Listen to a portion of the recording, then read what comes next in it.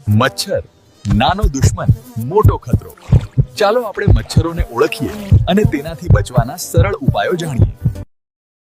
નમસ્કાર મિત્રો, શું તમે જાણો છો કે દુનિયાનું સૌથી ખતરનાક પ્રાણી કયું છે?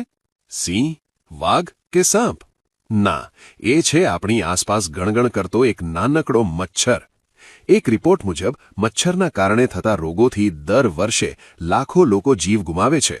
પણ ડરવાની જરૂર નથી જો આપણી પાસે સાચી માહિતી હોય તો.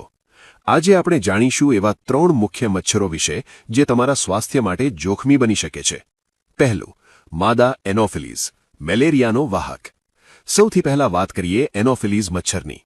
આ મચ્છર જ્યારે કરડે છે ત્યારે તે તમારા લોહીમાં મેલેરિયાના પરોપજીવી છોડે છે.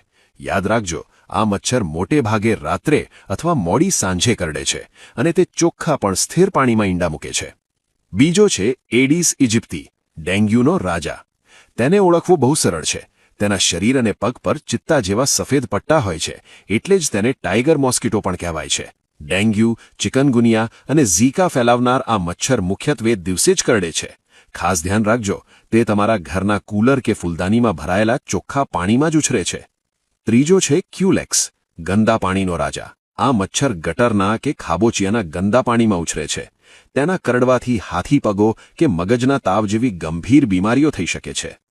બચવાના ઉપાયો: prevention is better than cure. રોગ થાય એના કરતાં તેને અટકાવવો વધુ સારો છે. તો આપણે શું કરી શકીએ? પહેલું પગલું, અઠવાડિયામાં એકવાર ડ્રાય ડે ઉજવો. ઘરના તમામ સાધનો, કૂલર અને ટાંકી ડ્રાય કરો. બીજું પગલું, ઊંઘથી વખતે હંમેશા મચ્છરદાનીનો આગ્રહ રાખો. ત્રીજું પગલું, શરીર પૂરેપૂરું ઢંકાય તેવા કપડાં પહેરો.